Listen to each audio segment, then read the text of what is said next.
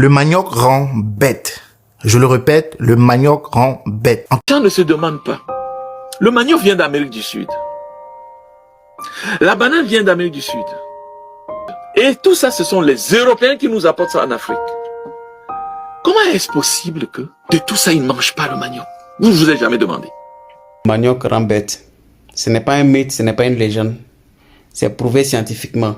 Le manioc, ça rend bête. Alors, je sais pas, avant que moi je te dise ce que moi je pense de tout ça, qu'est-ce que toi, t'en penses de tout ça? Parce qu'il y en a ceux qui ont mangé le manioc depuis jusqu'à aujourd'hui, ils sont pas bêtes. Bon, voilà. Qu'est-ce que vous en pensez, vous, là? Au départ, moi, je suis un détenteur d'un diplôme de nutrition en section technique agricole. Donc, je sais pas mal des choses. Et que j'ai vu ces vidéos-là défiler devant moi, je me suis dit, autant dire quelque chose, c'est important. C'est-à-dire, je les critique pas, mais je pense que je devrais dire quelque chose sur ce que moi j'ai appris et ce que je sais, en fait. Alors, dans cette vidéo, je vais vous dire pourquoi et comment le manioc rend bête, si oui ou pas. Et après, je vais répondre sur la question de savoir pourquoi les colonialistes, ils faisaient manger le manioc aux esclaves et ne mangeaient pas. Et à la fin, je vais vous donner une réponse exacte. Si oui, on doit continuer de manger les maniocs ou pas. Avant tout, n'oublie pas de t'abonner, laisse-moi un like et surtout, laisse un commentaire. C'est gratuit comme tu le sais.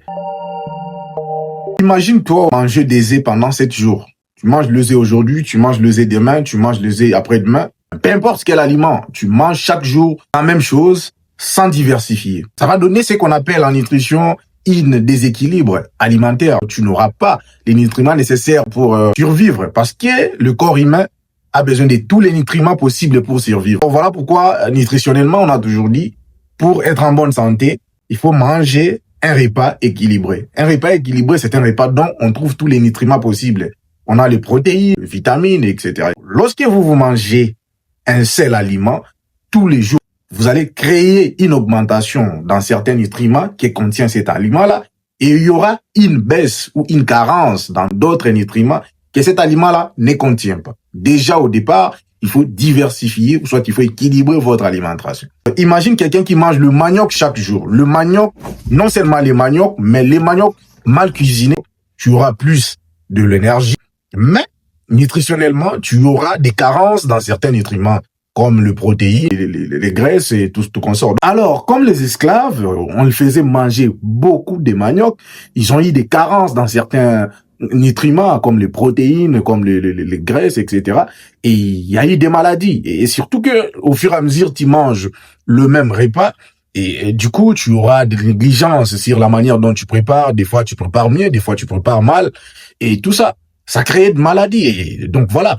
Et déjà, les maladies, ça vient lorsqu'on consomme en excès les maniocs mal préparés, surtout chez les enfants. C'est une question nutritionnelle sur l'équilibre. Il faut équilibrer les repas. Lorsque vous mangez la même chose à plusieurs reprises, des inconvénients, que ce soit les haricots, que ce soit, donc peu importe l'aliment. Et du fait que vous le mangez encore plus mal préparé, ça crée encore plus de maladies. Il y aura toujours de l'intoxication alimentaire et vous pouvez vous faire mal. À la longue, vous aurez peut-être des maladies. Un truc du genre, c'est qui marche avec tous les aliments. Surtout dans nos villages aussi, il y a des gens qui mangent le manioc mal préparé de temps en temps.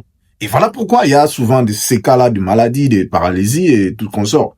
Mais cela ne veut pas dire que c'est le manioc qui rend bête, mais c'est le manioc mal préparé qui rend bête. En quelque sorte, si vous préparez mieux le manioc, et même si c'est mal préparé, mais lorsque vous l'équilibrez avec d'autres aliments qui sont riches peut-être en protéines, en trucs, et que vous ne mangez pas excédemment, du coup, ça va pas vous créer des maladies parce que vous avez bien préparé, éliminé tous les cyanures qui se trouvent dedans. Vous aurez que l'amidon qui est l'énergie du manioc. Donc voilà. Donc déjà, dès que vous mangez des choses comme ça, le manioc mal préparé, mal cuit, mal fermenté, etc., vous aurez des retards neurologiques et vous aurez des troubles de développement chez les enfants et tout ce qui va avec. Ce sont des maladies qui arrivent lorsque vous avez mal préparé l'aliment. Alors pour répondre à la deuxième question du genre pourquoi les colonialistes ne mangeaient pas le manioc, ils avaient de l'argent.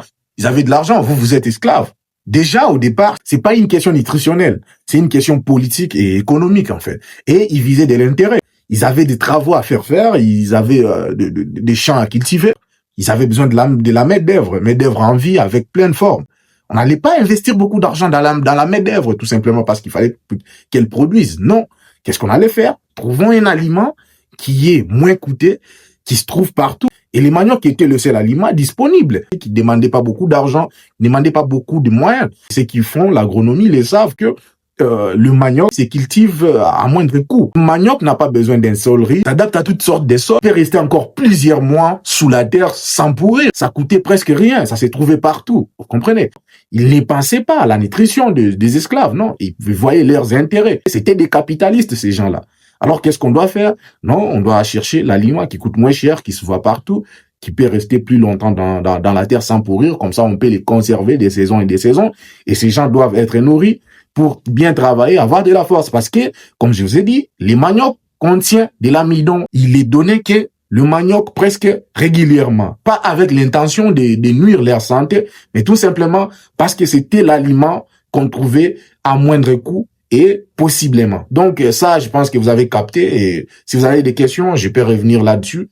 C'est pas grave, laisse-moi en commentaire. Alors, le problème, c'est que quand ça commençait à mal tourner, il y a eu un moment où les gens ont commencé à souffrir, il y a eu des maladies chez les enfants, chez les grandes personnes même, les colonialistes, et ils ont dit, non, c'est pas notre exploitation qui vous fait souffrir, mais pourtant, c'est votre alimentation, parce que vous mangez le manioc. Et ils ont essayé d'acquiser l'aliment. C'est dans ce contexte-là qu'on a amené que non, le manioc, ça rend bête, parce qu'il y a vieilli maintenant les enfants malades, et les grandes personnes aussi malades, donc c'était une manière pour eux de dire que non, ce n'est pas à cause de notre exploitation que vous êtes malade, mais vous êtes malade parce que vous mangez les maniocs. Du coup, on doit comprendre qu'ils essaient juste de trouver une excuse. Donc, je pense que tu as compris là où ça venait cette idée. Alors, pour conclure, est-ce que on doit continuer de manger les maniocs ou on doit arrêter?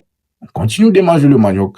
Ça fait un moment qu'on mange le manioc. Ça fait plusieurs années qu'on mange les maniocs. On n'est pas bête et la plupart des gens raisonnent normalement. Dorénavant, il faut mieux préparer les maniocs, il faut mieux la conserver, il faut mieux les préparer avant de manger. Et du coup, je pense qu'il faut manger les maniocs parce que vous avez besoin de l'énergie qui se trouve dans les maniocs. Donc, l'amidon est très nécessaire pour la santé. Et donc, voilà. Alors, je pense que tu as capté ou pas? Si tu as une préoccupation, laisse-les-moi en commentaire. Je me ferai la peine de lire et de répondre dans la prochaine vidéo. Et surtout, n'oublie pas de t'abonner, c'est gratuit. Ça donne de la force. Tu le sais, je ne fais pas payer mes comptes, il sait.